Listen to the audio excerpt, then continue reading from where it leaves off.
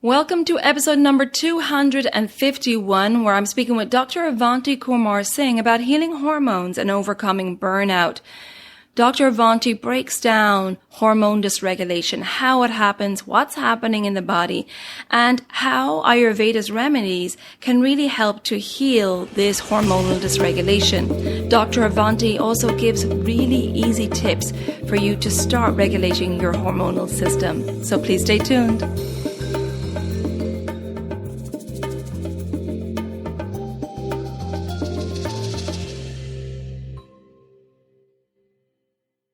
Welcome to the Elements of Ayurveda podcast. I'm your host, Colette, and I hope to educate and empower you to take charge of your health and well-being, preventing disease in the body and mind so that you can thrive in life. I will be sharing the holistic teachings of Ayurveda, which is the ancient healing tradition from India. Now, if you're new to Ayurveda, I recommend listening to the first couple of episodes where I do an introduction to Ayurveda and the mind-body types.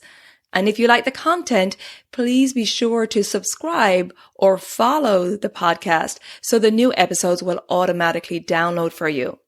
Also, you may want to check out my private Elements community, which is away from social media. It's a safe space for like-minded people to come together, to connect, to share, to support each other, and to continue the conversation from the podcast episodes. Check out the link in the show notes or visit my website, elementshealingandwellbeing.com, and just click on the community tab. And I hope to connect with you there. Thanks for listening. And now here's a new episode. This episode is sponsored by Kerala Ayurveda. If you're an Ayurvedic professional and want to improve your skills supporting clients with healing their hormones and other imbalances, check out Kerala Ayurveda Academy's continuing ed programs. Topics include formulation making, assessment and pulse diagnosis, Vedic formulations, clinical applications, case discussions, and Ashtanga Hridayam. Workshop intensives are held in person and via live streaming, and students from all schools are welcome. To learn more and save 10% on an upcoming program, visit keralaayurveda.us/courses and use the code ELEMENTS. You'll also find this link in the show notes. Hello and welcome back to the Elements of Ayurveda podcast. Today, I'm very happy to welcome Dr. Avanti Kumar-Singh, who is an Ayurveda wellness expert on a mission to show how Ayurveda is a health catalyst to achieve optimal wellness in modern life. She is also a sought-after speaker, the host of the top-rated health and wellness podcast, The Healing Catalyst, and the author of The Health Catalyst, How to Harness the Power of Ayurveda to Self-Heal and Achieve Optimal Wellness. Over the last 20 years of her training, study, and research, Avanti has shared her expertise with Fortune 500 companies, elite undergraduate and graduate institutions, and at prestigious industry and medical conferences. She is also a certified plant-based professional and a certified yoga therapist. Avanti, it's a pleasure to have you on the podcast. Thank you for joining us today. Oh, I'm so happy to be here with you, Colette. Thank you so much. Well, it's a real treat. And as I said before I hit record, such a needed conversation today. Today, we're going to talk about how to heal hormones and overcome burnout. So I feel that the stress levels have been really going up over the last couple of years, and our society is just constantly on. So this is a really important conversation to have. And what I'd like to start with actually, Avanti, is a little bit about yourself, sharing your own journey with Ayurveda, because that's an interesting journey and a good place to start, I think. Yeah, I know. Thank you. I'd love to share. So, I, like many other people who come to integrative healing, integrative medicine, traditional healing methods, went looking for answers for myself. I am a Western trained doctor. I trained in emergency medicine. And during my training, started to get really sick. It's a common story that you'll hear from many of us who are in these professions. Started getting very sick, having a lot of health issues during my training.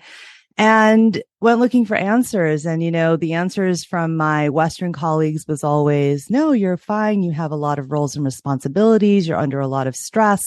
I would have the labs drawn. I'd have, the checkups with colleagues, and everything always looked pretty okay. And I realized, well, okay, that's great that the labs look good, but why do I feel horrible? You know, that common story, I'm sure you've heard it many times, Colette, from many of your clients and students. And, I started to really reflect on my life. You know, what was I doing? Why was I in medicine? And I went back to sort of thinking about what had changed for me. You know, the first 25 years of my life, when I was living at home, still in university, undergrad, I was living a very Ayurvedic lifestyle still, you know, what I grew up with. I'm first generation South Asian. My parents immigrated from India, and Ayurveda was just the way we did things. It was the way we lived. Yeah. I didn't know anything else. And so it wasn't really taught to me as Ayurveda. It was just, this is the way we do things. This is how we eat. This is how we live. We do these certain practices. We do these certain routines throughout the day. It just was part of who I was. And what I realized is that by the time I got to my medical training, all of those practices, those ways of living, those sort of principles that I lived by started to go by the wayside. They started to become very difficult for me in that rigorous training to really keep hold of. Rightfully so. It's an intense time. Yes. But by the time I got to sort of this breaking point, I realized that I was so upside down. I mean, I was working night shifts. I was eating on the go, whatever I could find in the vending machine, and was in my, the pockets of my white coat. I was not really connected to my family. I had 2 small children at the time. I got married and had both my kids during medical school. Wow. And so, it was sort of this perfect storm. And at around the same time, my grandfather, my paternal grandfather, my Babaji, had passed away. And I remember thinking, I feel like I'm getting nudged in a different direction, because he would come to me in my dreams, in my thoughts, and started sort of saying to me, Avanti, there's another way, there's another way, there's another way. And sort of, I started to go back to what I came from. I started doing more study, reading, asked my parents a lot of questions, asked elders a lot of questions. And, to make a very long story shorter, I basically started repracticing what I grew up with and started to feel better. I'm not going to say that everything went away right away, because it had been years, 10 plus years of living this very un-Ayurvedic lifestyle, unharmonious, unbalanced lifestyle. So it took a little time for me to get back on track. But I saw the results. I did see that I started to feel better once I started doing things that I had grown up with. And I started studying more. And the next thing I knew, I decided, you know what? I think this was the medicine I was supposed to practice. And so I took a different direction, and I really took a chance. And I remember my parents thinking, oh my gosh, what are you doing? We came to the United States to give you and your sister a better life, to be able to study as much as you want, get all this education, and now you're going to leave it? And I said, yeah.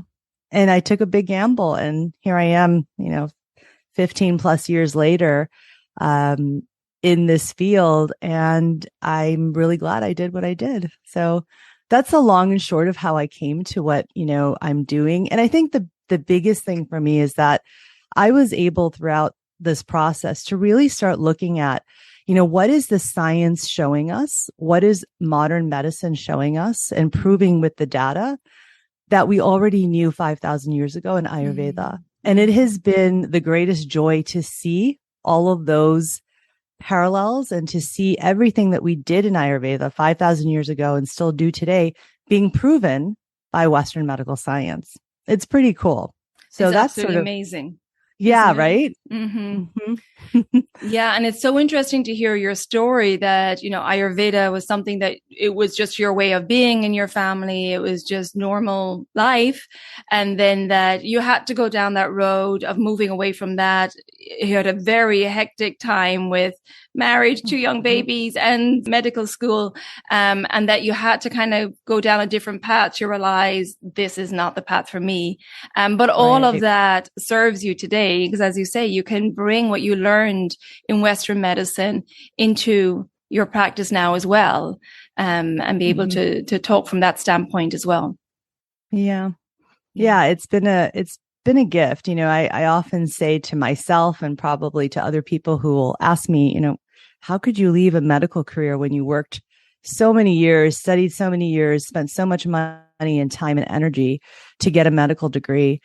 And I often say, I think that was actually what I was supposed to do so that I could have this unique perspective of looking at both systems and seeing how they actually integrate in this very, very profound and very powerful way. Absolutely. Yes. Having that Western medical knowledge and with all its benefits and modern technology, and that how we can have the scientific proof today that shows Ayurveda was correct thousands of years ago, but today we can actually do scientific research to prove that correct. Yes. And, and Ayurveda is really all about prevention, right? And making sure that we don't get out of balance in the first place, which is what we're seeing in the world today is a lot of dis-ease in the body and mind. And so let's talk about hormones. Sure. Because this is a huge issue today and a huge source of imbalance and causing lots of problems for people. And I'd love for it to start at the Creative Foundation here, Avanti, and talk about like a hormone 101, if you will, please. Yeah. Yeah. So we're let's make it really let's zoom in on just one area, because we could talk about the endocrine system and hormones from so many different perspectives, but also so many different hormones. Exactly. But let's just focus in on one area, and that's the hypothalamic pituitary adrenal axis, or the HPA axis as it's called. Now, many of your listeners may have heard of this system, and it's really one of the main systems that's involved in our stress response, right? So before we talk about how it gets dysregulated and out of whack, let's talk about how it's supposed to function. Maybe we'll start with that, if that's okay. Yeah. Okay. So the HPA axis, as it's said in its name, has 3 glands that are involved, right? And they talk to each other. So you have the hypothalamus first, which gets activated by a stressor, something that's in the environment that causes a stress response, a stressor. Okay. And then it talks down to the pituitary. And I'm saying down just because of the way it's, situated in the body. So you can think of the hypothalamus, closest to the top of your head. And then there's the pituitary that's somewhere in the middle of your head. It talks down to the pituitary. The pituitary then talks down to the adrenals, okay, telling them to release cortisol into your blood, which then causes a cascade of hormones that will then affect every system in the body, every organ in the body. And this is a positive feedback loop, okay, because it's a positive loop where, hypothalamus talks to pituitary, talks to adrenals, it releases the hormone.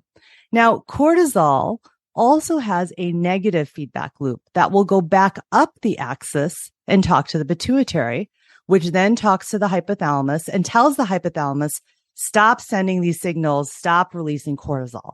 So when this HPA axis is working correctly, the release of cortisol also acts as a brake on the system. Okay. So that's the first part of this axis.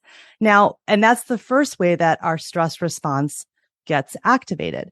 Now, there's another way that that we have responses to stressors, which is more immediate. And many of you probably know this as the fight, flight, fright, or the acute stress response, or the sympathetic nervous system, right? Again, the hypothalamus is activated by a stressor.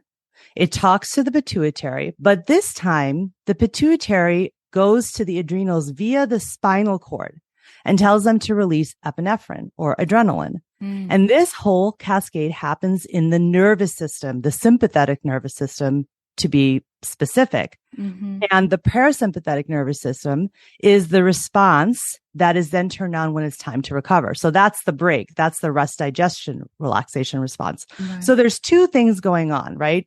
The hypothalamus will activate this cortisol, and then the hypothalamus will activate the adrenals through epinephrine and the sympathetic nervous system. Yeah, that's pretty. So, and I want to also make sure that I point out something. I was very specific saying stressors versus stress. And that's a really important distinction, right? stress is not what happens to you. It's what happens within you. We use this word very loosely in our vernacular, right? Oh, I'm so stressed. Oh my gosh, I'm so stressed. Yes, you are, but it's a stressor. It's something that's outside of you that is causing a response, a stress response within you, right? It's a physiological reaction to a stimulus or a stressor that's outside of you. So just wanted to make sure we think about that too, right? And so the brain will respond to these external stressors by activating the HPA axis and the sympathetic nervous system, right? So that's what happens. And those hormones will then help us prepare to react quickly and address the stressor that is stressing, that is creating the stress response. Yeah. And so we know, our heart will pump faster, our breathing rate increases, so that we can get away from the stressor or deal with the stressor. Our blood vessels dilate so that more blood can go to the muscles, to the large muscles. Our pupils dilate to improve our vision. The liver will release its store of glucose so that we have more energy being delivered to the muscles. And then you sweat to cool the body down. Right. And so, many of us learned in high school biology that classic tale of, being chased by a tiger. Your brain registers the stressor, the tiger, right? And tells the hypothalamus, okay, let's send out the response. It'll tell the pituitary to send messages via the sympathetic nervous system and the hormones in the blood. And there your adrenals, then your adrenals will release adrenaline and cortisol, which activates your body, right? And so all of those things happen. And at the same time, the rest digest, is also put on hold because your body doesn't need digestion, reproduction, or growth. So it'll turn all of that out. And then when you get to safety from that tiger, you shift into recovery and relaxation because the cortisol and the adrenaline are turned off, which regulates all other hormones. And there's the cascade there. Excellent. I tried to make it simple to understand and it's picture. Perfect. It's absolutely, yeah, no, that was very clear. And thank you for particularly defining the stressor. And whereas, this system is a survival system, it's when it works well, it's there to help us survive and be very functional. And unfortunately, but we don't have tigers today.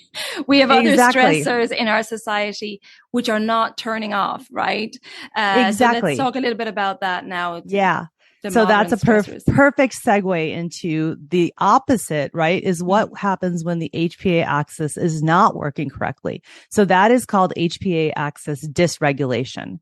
Okay. And really that's a malfunction of the system. And what happens is that the negative feedback loop that I talked about doesn't work to turn off cortisol. And so the body doesn't know, it doesn't know that it should recover now. And it doesn't know how to shift from that sympathetic acute stress response into the parasympathetic relaxation response, right? And so then you have this unhealthy level of cortisol, which leads to this sort of tired, wired, stressed cycle. And many of the symptoms that all of us will feel that have sort of been categorized or talked about as burnout just generally, right? Chronic fatigue, insomnia, low energy, weight gain, or trouble losing weight.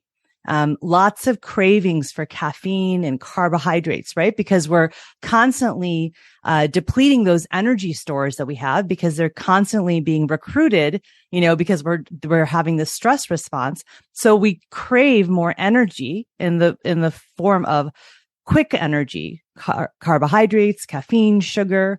The other symptoms that people feel with burnout are anxiety or depression or both.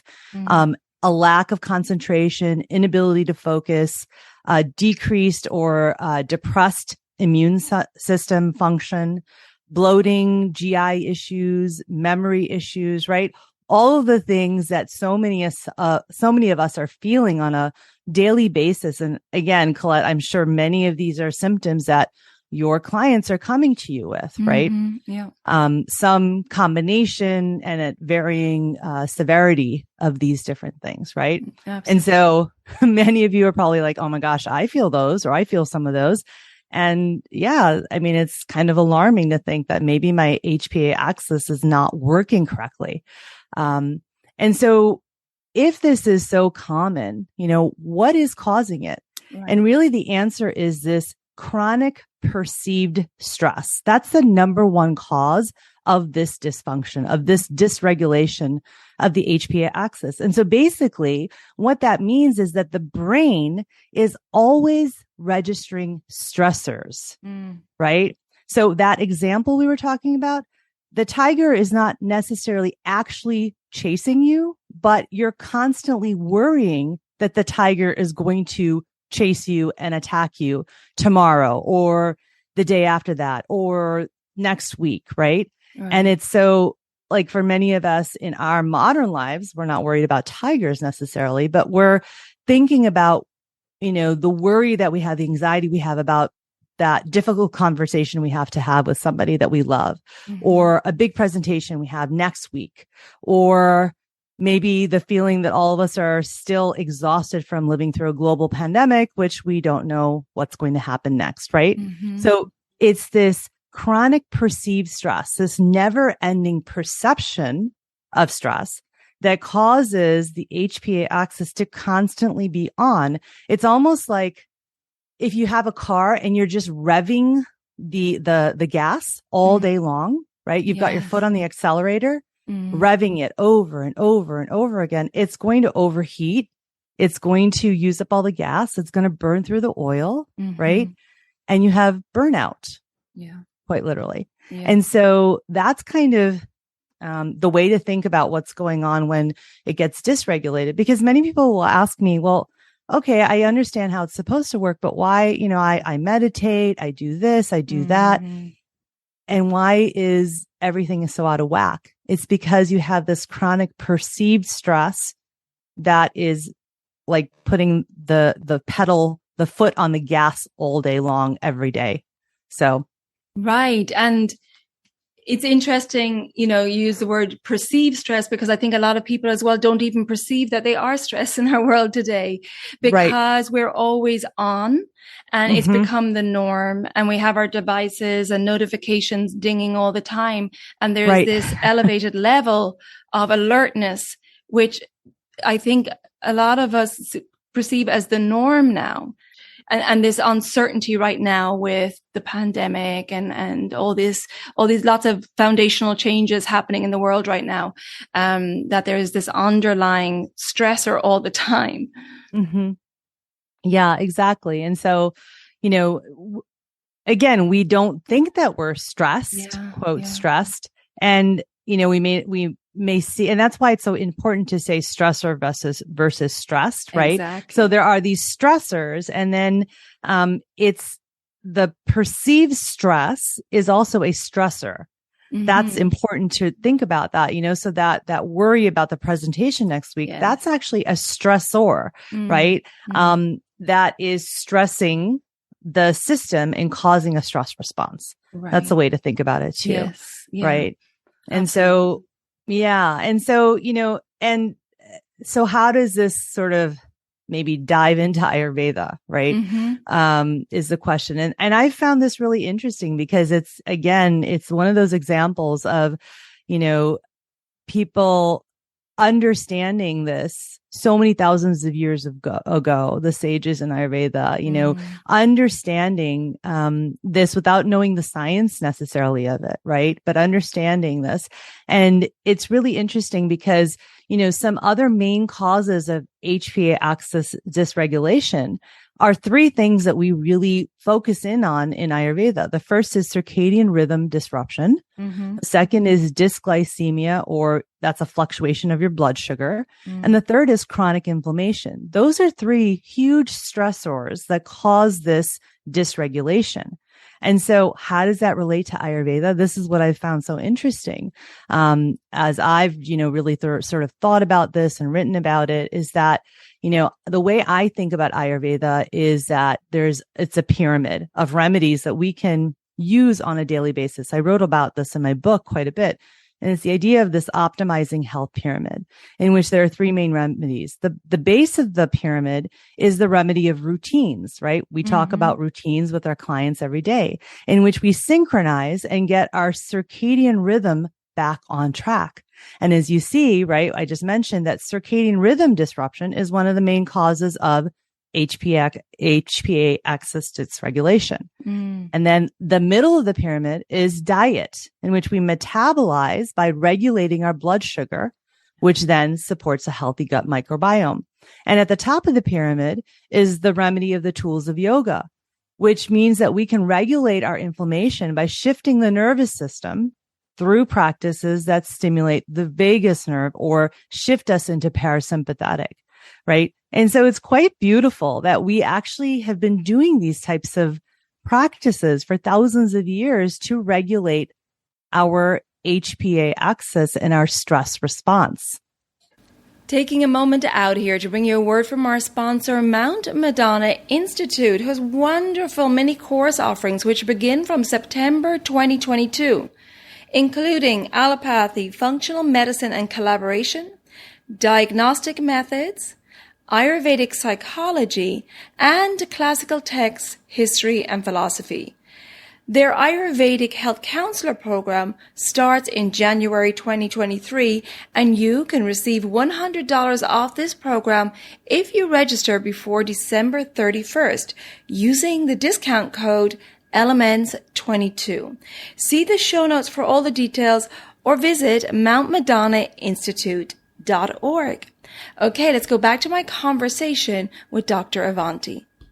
And that's it. Ayurveda is all about living in tune with nature and living in tune with the circadian rhythms and having that as a foundation, as you say, for your pyramid structure here that you're talking about is so important that we're not going against nature, that we're in flow with nature, and that health is nature flowing through our bodies, right? And so it's so important to align with that. And I'd love for you to talk a little bit more about each of these three, if you could, because it's so interesting that you've chosen these three in the pyramid and it makes absolute sense. So I'd love for you to delve a little deeper into those.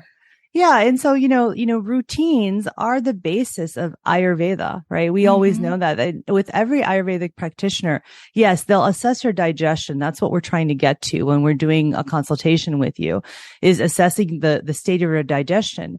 But usually what we do is we really start with routines as far as what we give as practices, as remedies. We really start to look at your routines to synchronize and get your circadian rhythm back on track. The way that we say it in Ayurveda is that we're basically harmonizing with nature, right? This idea of being in balance with nature, that the microcosm and the macrocosm are connected, right? And so that's what I mean by this idea of routines, whether it's what time you wake up, what time you go to bed, when you eat your meals, looking at the Ayurveda clock, which I know you've probably talked about during your hundreds of shows on this podcast, Colette, right? That's what routines are about, is looking at the Ayurveda clock and synchronizing with the rhythms of nature. Really is what I mean by that. Diet really is this idea that food is medicine and that the digestion is the seat of our health. We have known this for 5,000 years, right? And again, it's what we are assessing most. We're very focused on assessing this when we first meet with the client, is to assess, what is the state of their digestion, because we know it's the seat of health. And we know that in Western medicine now, right? That there's the gut brain, the connection between your gut microbiome and your mood or your cardiovascular system or immune system. I mean, it's all connected, right? So that's what I mean by the diet, and looking at how do you eat in harmony with nature? How do you use food as medicine to regulate your digestive fire or your Agni? And then at the top of the pyramid is the remedy of the tools of yoga. And I'm very specific saying tools of yoga because, as you know, I'm also a yoga therapist, and in yoga therapy, we're very much about really going back to what yoga is supposed to be. It's not about the postures. The postures are important, the asana, but it's not what yoga is. And so I say tools of yoga because I want to constantly remind people that there's so much more to yoga than the pose, right? Western culture has sort of reduced yoga in many ways to the exercise component, to the asana, even missing the point of what asana is actually. Yes. But that could be a whole nother conversation. But, with the tools of yoga, what we're doing, and this is probably the area that has been most well studied, and really sort of has been, sort of the gateway for many of my colleagues to sort of say, oh yeah, this stuff works. Oh yes, these traditional healing methods work, because they see the data of meditation. They see the data of breath work. They see the data even for asana, right? For pain specifically. There has been so much study of this. And so this is an area that sort of gets people in as far as practitioners go, MDs specifically. They'll start writing it on their prescription pads because they can't ignore the data. That's great. And that's what right? The benefit of that. Yeah. Exactly. And so what we know about these, practices that we've been doing for thousands of years, whether it's meditation or pranayama, which is, breath work, we know that we can regulate inflammation, regulate our stress response by shifting the nervous system from a sympathetic response to a parasympathetic response by stimulating the vagus nerve, which is the longest nerve in the body that has a big role in our parasympathetic or relaxation response in the body. So that's a little bit more. I hope is that detailed enough? That's great. And I think what I love, and it comes out over and over again in my podcast episodes, is the empowering approach of Ayurveda, and it's putting the tools in your hand. And by understanding, learning, educating yourself about the circadian rhythms, about your unique constitution, how to live in tune with your constitution in regards to the diet and lifestyle, and then bringing in these mindfulness practices, that is so empowering to the individual, which is what is wonderful about Ayurveda. Ayurveda gives the individual the tools to take charge of their own health. Right. Exactly. I'm going to jump in here for a moment, because if you're listening to this chat with Dr. Avanti and you're interested in getting some support on this journey, you may be interested in my 28-day online Daily Habits for Holistic Health program. It's a self-paced program, so you can start it at any time. The objective of this 28-day online program is to educate and support you through the process of implementing daily routines and habits to help you achieve holistic health. In this program, you'll learn about the circadian rhythms and how to structure your day to flow with these daily energy cycles. You'll learn about the mental gunas or qualities and how to maintain positive mental health. You'll learn about the foundations of Ayurvedic healing and using diet and self-care practices, lifestyle, mindfulness, and yoga to heal your body, and understanding the principles of opposites in regards to your constitution. And you'll also learn how to connect with your true nature and your intuition to help guide you in really living a positive and fulfilling life. So if you're interested in learning more about this self-paced program, just click on the link in the show notes or visit my website, elementshealingandwellbeing.com, go to the programs tab, and that's where you'll find the 28-day online daily habits for a holistic health program. Okay, let's go back to my conversation with Dr. Avanti. From my perspective, Ayurveda provides a way for each person to take their health back into their own hands, to take that power back into their own hands, and really to reawaken the healing power, the healing wisdom that lives within each of us, right?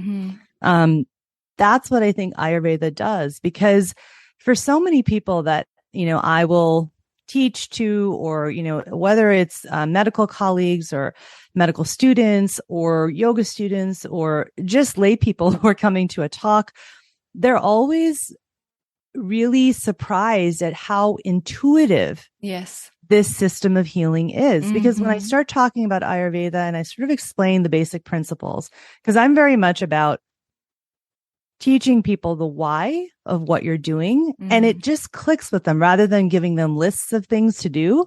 Exactly. We can always give tips and everything, but just giving somebody a list and saying, okay, now go get balanced now. That's not really helpful if they don't understand why. But when you start to explain the basic principles of Ayurveda, which you do so incredibly beautifully on this podcast, Colette, I have to say, I'm a big fan of your podcast. And so Thank excited you. to be on your podcast. But, that is how people really take back that power and stimulate and really reawaken that healer, because they're like, oh my gosh, this just makes sense. It's because it's part of us as humans, because we're living in harmony with nature. We come from nature. So of course it's going to make sense, right? Anyway, Absolutely. I kind of got on a tangent there. No, but I think this is important information to share. And I also think the earlier we start on this journey, I mean, obviously we don't want to end up in a place where I have been in burnout and then you're seeking answers. You want to start early on this journey if you have that opportunity, and to really learn about yourself. And I always say it's the best study is to really learn about your unique constitution and learning how to live in tune with nature so that you can thrive and you can go through your life with vitality and clarity, and you have this guidance throughout your life. And that's why I think it's really important, especially in the pitta stage of life when there's a lot of building a career and maybe a family and outward energy. The more we can focus on having this foundation of self-care with routines, diet, and mindfulness practices, the better we will be throughout our lives, more longevity, health, and vitality we'll have, right? Yeah, absolutely. I mean, I don't know how to add anything to that because you said it so beautifully. It's absolutely true. I think that sometimes simple is confused with easy, because many of the practices that we teach are quite simple. Now, they're not easy though, because you have to make a commitment to doing them every day, every week, however, whatever your cadence is for specific practice. And so that is a challenge, right? To stick to something, to commit to it, to make it a part of your daily life. But they are, at essence, very simple things to do. And I think that so many of us in the Western world tend to think that if it's complicated, it's going to work. But if it's simple, it's not going to, right? Yeah, I don't know how that happened in the Western world, but it's so true. We think that something has to be very challenging in order for it to work. And what do you mean I can simply focus on my breath and bring my body into a parasympathetic nervous system, Right. Exactly. And so, so many times when someone will say, well, okay, so now what do I do? And I start to talk with them about some of the practices, I can see sort of the look in their face of like, really? That's all? Yeah. But you have to commit to it, Yeah. That's the important thing, is the consistency. Yes. Day in, day out. And of course, there's going to be days where, you go off track, you're on vacation, things happen in life, but that is something that you come back to again and again. That foundation through life. And it's always something you can come back to bring you back on track. Right. And I think it's the awareness. This is something I often say to people, because they will say, well, I don't know where to start. Yeah. And I always say the first thing is become aware. Ayurveda is very much about having awareness, about living consciously, about noticing what it is that you're doing and what it is that maybe you're not doing. But more so, what are you doing? Why are you making the choices that you are? How do you feel when you make those choices? And again, there's no judgment. There's no good or bad, right? There's just that, oh yeah, when I constantly sleep really late in the morning until 10 o'clock, I don't feel so great the rest of the day. I don't feel so much energy. Just making that sort of,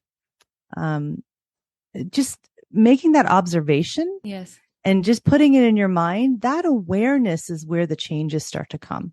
Exactly. Because as soon as you become aware, you'll say, oh yeah, maybe I should start waking up a little bit earlier so that I can see if I feel better. And then, wow, I do feel better when I wake up at 9 o'clock now or 8 o'clock. And then that also, as you start to look at Ayurveda and learn more, and look at the Ayurvedic clock, you understand why it is that you feel better when you wake up earlier rather than at 10 o'clock. What is the energy of the doshas, of the elements that are predominating during that time of the day? It all starts to make so much sense that you're like, oh my gosh, it's sort of this thing of once you see Ayurveda, you can't not see it, right? Exactly. Once you have that awareness, yes. You can't go back. But it's beautiful because the more you have that awareness, the better informed you are to make decisions, and you really feel into your body. And when you feel things, viscerally, that I think that is such a catalyst to change. And so I'd love to finish up here, Avanti, by talking about, so people are a little bit overwhelmed, right? Yes. Because there's so much information out there. Of course. So, and we all have these stressors in our life because it's part of modern living. None of us are living in a cave. So of course. We all have these stressors. So do you suggest like starting with the base of the pyramid and starting with the routines? Yes, absolutely. And, it's what you're saying is so true. I often say, it's not like you can bubble wrap yourself and put yourself in a corner and not have stressors, right? Yes. We all live in this modern world. We're going to be dealing with stressors on a daily basis. And so what are the things that you can do? And that's when we can go to Ayurveda and the practices of Ayurveda. So yes, absolutely. I have a couple of tips for this. The first is, wake with the sun, right? Ideally within 15 to 30 minutes of sunrise. This is the first way that you can start getting back into synchronization with the circadian rhythm of nature and realigning and resetting your internal circadian rhythm. So try to wake up with the sun, right? The sun, the light that is perceived by the brain is so important in the control of cortisol and melatonin, which are some major factors, major hormones that regulate our circadian rhythm. And again, have a cascade effect. We didn't talk about melatonin, but the perception of light by the brain is very important in regulating this. And so waking with the sun is my first tip. The second tip is, again, to reset your circadian rhythm, again, starting with those routines, is to get 10 to 15 minutes of direct sunlight outside every morning before 10 o'clock in the morning. And make sure that that light is getting into your retina. Again, it's going to reset your brain and the perception of day versus night and help to reset the circadian rhythm and those hormones. Okay. So that's the second. The third would be eat only 3 meals per day. No snacks between. We talk about this in Ayurveda a lot. We could talk a lot about that, but really what you're trying to do is to help regulate your blood sugar from the perspective of really regulating your HPA axis, because we know that dysregulation, one of the main causes is this fluctuation of blood sugar. So 3 meals, no snacks. That is, a practice in Ayurveda. Eat whole, unprocessed foods, mostly plants, freshly cooked if you can, and that will help to regulate your blood sugar. A fourth idea, stop eating by 7 p.m. You want to give your body time to repair and rest overnight. So you should break your fast 12 to 14 hours later, between 7 and 9 in the morning. Again, this helps to regulate your blood sugar and supports a healthy gut microbiome, also allows the body to detoxify, get rid of what it doesn't need. It helps to reduce the toxic load in the body, which affects the digestion. We know about ama, or the toxins in Ayurveda that will build up. And so by giving your body time every night to rest and repair, you're helping to eliminate that toxic load. And then the fifth thing I would say, and this is more about the tools of yoga, is to extend your exhale. We know that the exhale is calming. So you don't have to do any fancy breath practice. It's as simple as making your exhale a little longer than your inhale. You can do this by counting, by adding a mantra or an affirmation to your exhale to make it a little longer. You could do it by singing or making a sound as you exhale. which will stimulate the vagus nerve and downregulate inflammation, which is another major cause of HPA axis dysregulation. So those are 5 simple things that you could do to start regulating this hormonal system. Great advice. I love that. Simple, practical, but really great advice there. Thank you so much. And you cover a lot of this in your book as well. I do. I don't talk so much about hormones. This is something actually it'll be coming in my next book, more about all of these practices, but I do have podcast episodes about them, and I have articles and blog posts on my website. So there's lots of resources to talk about. And can you tell people where they can go to find those resources? Avanti? Absolutely. My website is my full name, AvantiKumar-Singh.com. And also, if any of you are interested, we just launched a quiz, which is called the Energy Fix Quiz, which is actually related to the topic that we were talking about today. So maybe you'd be interested. And if you just go to AvantiKumar-Singh.com/quiz, you should be able to get access. But I think it's also linked on the homepage as well. Excellent. So, and then this quiz is all about your energy regulation, you said? Yep, wonderful. Exactly. It's a very short introductory, I think 10 question quiz. And then it just gives you some resources and some suggestions based on what answers you put in there and what might be sort of your, biggest drain on your energy. So it's really, what are your energy fixes? So. Fantastic. Well, this was such a great conversation. I think it was very clear. And I love that the explanation you gave at the start as well was very clear, because it can become, we've all heard of cortisol, the stress hormone, but it can become so confusing. And so there's so much information out there now. So this was very clear. And I think the main thing is for people to understand that the importance of taking charge of your health and managing those inputs, be it diet and the routines and the mindfulness practices and yoga, to really make sure that you're keeping your body and mind in balance so that you don't go to that point of burnout and hormone dysregulation. Yes, exactly. And I think, again, back to sort of what we were talking about earlier, the suggestions I gave, there are suggestions from Ayurveda that I'm sure, Colette, you give to many of your clients, and they're simple. Yes. They're not easy though, but they're simple, and you can commit to them and understand. I think when you understand why your circadian rhythm is so important and how doing these simple things can start to reset your circadian rhythm, which then really affects this cascade of hormones to regulate it so that it can get back into harmony and regulation.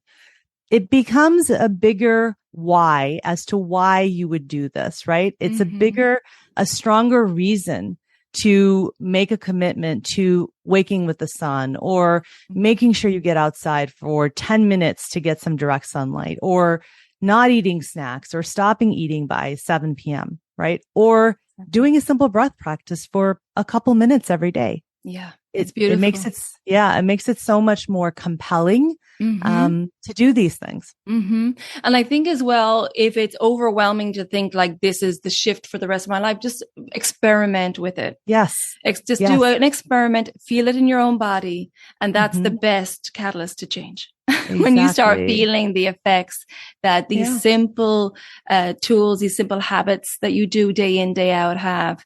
Like Avanti said, once you feel it, there's no going back. Exactly. And just pick one. You don't have to do all of these. Yes. I gave you many ideas. We always do, but pick one. Pick one that feels good, that you can really stick to, that maybe you'll have the greatest success with, because success creates more success and creates momentum. Absolutely. Right? So pick one. Yeah. Avanti, thank you so much. I really appreciate you coming on the show today. And I think this episode will be so helpful for people. And I appreciate you. I really enjoyed the conversation. Oh, well, thank you so much for having me, Colette. I hope that we will talk more. Yes, please come back and visit us again. I know you have a wealth of wisdom there to share with us. And I'd love to have you back on again. I would love that. Thank you so much. Okay, take care for now, Avanti, and we'll talk again soon. Okay, thank you. Thanks again. Bye-bye. Sure. Bye.